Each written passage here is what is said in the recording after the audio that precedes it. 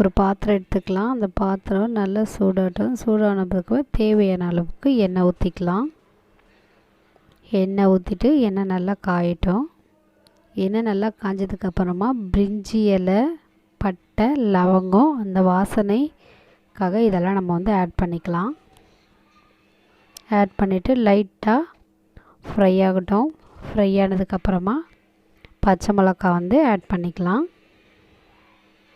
பச்சை மிளகாவோட கொஞ்சம் கலர் வந்து சேஞ்ச் ஆகட்டும். சேஞ்ச் ஆனதுக்கப்புறமா நம்ம வந்து ஆனியன்ஸ் வந்து கொஞ்சமாக ஆட் பண்ணிக்கலாம். இப்போ ஆனியன்ஸ் ஆட் பண்ணிவிட்டு ஆனியன்ஸை கொஞ்சம் கலர் சேஞ்ச் ஆகிற அளவுக்கு நல்லா வதக்கிக்கலாம். இந்த மாதிரி லைட்டாக வதக்கி விட்டுக்கலாம். ஆனியன்ஸு கொஞ்சம் ப்ரௌன் கலர் லைட்டாக சேஞ்ச் ஆகிற வரைக்கும் கொஞ்சம் வதக்கிக்கலாம். கொஞ்சமாக கருவேப்பிலை ஆட் பண்ணிக்கலாம். கருவேப்பிலை ஆட் பண்ணிவிட்டு கொஞ்சம் வதக்கி விட்டுக்கலாம்.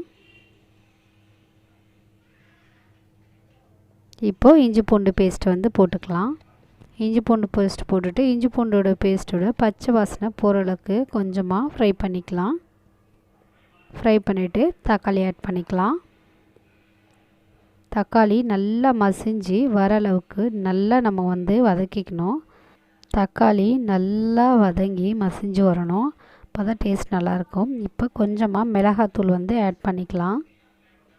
தக்காளி வதங்கினதுக்கப்புறமா மிளகாத்தூள் ஆட் பண்ணிவிட்டு இது கூடவே நம்ம வதக்கும்போது டேஸ்ட் ரொம்பவே நல்லாயிருக்கும். இப்போ மிளகாத்தூளோட அந்த பச்சை வாசனை போகிற அளவுக்கு கொஞ்சமாக வதக்கினதுக்கப்புறமா நம்ம என்ன பண்ணிக்கலாம், நம்ம க்ளீன் பண்ணி வச்ச அந்த சிக்கனை இதில் வந்து ஆட் பண்ணிக்கலாம். சிக்கனை கொஞ்சம் நல்லா இதில் இந்த மசாலாவோட நல்லா மிக்ஸ் பண்ணி விட்டுக்கலாம். மிக்ஸ் பண்ணிவிட்டு லைட்டாக ஒரு ஃப்ரை பண்ணிக்கலாம் சிக்கனை.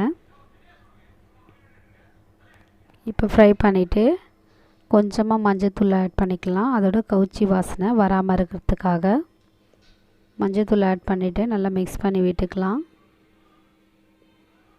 அப்புறம் கட் பண்ணி வச்ச முருங்கைக்காவை ஆட் பண்ணிக்கலாம். நீங்கள் சிக்கன் செய்யும்போது முருங்கைக்காய் வந்து போட்டுட்டு சிக்கன் வந்து செஞ்சு பாருங்கள். அதோட டேஸ்ட் வந்து ஃப்ளேவரு ரொம்பவே நல்லாயிருக்கும். டேஸ்ட்டும் ரொம்பவே நல்லாயிருக்கும். வேணால் நீங்கள் கண்டிப்பாக ட்ரை பண்ணி பாருங்கள். ஃப்ளேவர் நல்லாயிருக்கும். இப்போது இதில் எல்லாத்தையும் நல்லா மிக்ஸ் பண்ணிவிட்டு நல்லா கொஞ்சம் ஃப்ரை பண்ணதுக்கப்புறமா கொஞ்சமாக நம்ம என்ன பண்ணிக்கலாம், தண்ணி வந்து ஊற்றிக்கலாம். இந்த முருங்கைக்காவும் அந்த சிக்கனும் நல்லா குக் ஆகணும். அதுக்கு கொஞ்சமாக தண்ணி வச்சுக்கலாம். இந்த சிக்கன் லைட்டாக வந்து உள்ளே முங்குற அளவுக்கு தண்ணி வச்சா போதும். ஓவராக தண்ணி வந்து வேண்டாம். இப்போது இதுக்கு தேவையான அளவுக்கு கொஞ்சமாக உப்பு வந்து ஆட் பண்ணிக்கலாம். உப்பு ஆட் பண்ணிவிட்டு கொஞ்சமாக கொத்தமல்லி தூவிட்டு கொத்தமல்லி ஆட் பண்ணிவிட்டு அதையும் நல்லா கொஞ்சம் மிக்ஸ் பண்ணி விட்டுக்கலாம். மிக்ஸ் பண்ணிவிட்டு ஒரு வாட்டி உப்பு காரம் எல்லாம் கரெக்டாக இருக்கான்னு நம்ம வந்து செக் பண்ணிக்கலாம். ஓகேங்களா? அப்படி காரம் கம்மியாக இருந்தால் கொஞ்சமாக காரம் வந்து ஆட் பண்ணிக்கோங்க. ஆட் பண்ணதுக்கப்புறமா சிக்கன் மசாலா தூள் வந்து நம்ம வந்து கொஞ்சமாக ஆட் பண்ணால் ஃப்ளேவர் ரொம்பவே நல்லாயிருக்கும். அதுக்காக கொஞ்சமாக அந்த இந்த அளவுக்கே போதும். இந்த அளவுக்கு கொஞ்சமாக ஆட் பண்ணிவிட்டு மிக்ஸ் பண்ணி விட்டுக்கலாம். மிக்ஸ் பண்ணிவிட்டு தட்டை போட்டு நல்லா மூடி வச்சிடலாம். எல்லாமே கொஞ்சம் குக் ஆகி நல்லா வரட்டும். இப்போ பாருங்கள், லைட்டாக ஒரு கொதி வருது. அதை உங்களுக்கு ஜஸ்ட் காட்டலான்ட்டு க்ளோஸ்அப்பில் போகுது. இப்போ பாருங்கள், குழம்பு நல்லா கொதித்து ரெடி ஆகிடுச்சு. இந்த மாதிரியான ரெசிபிக்கு சத்யா ஈஸி குக்கிங்கை சப்ஸ்கிரைப் பண்ணி என்கரேஜ் பண்ணுங்கள்.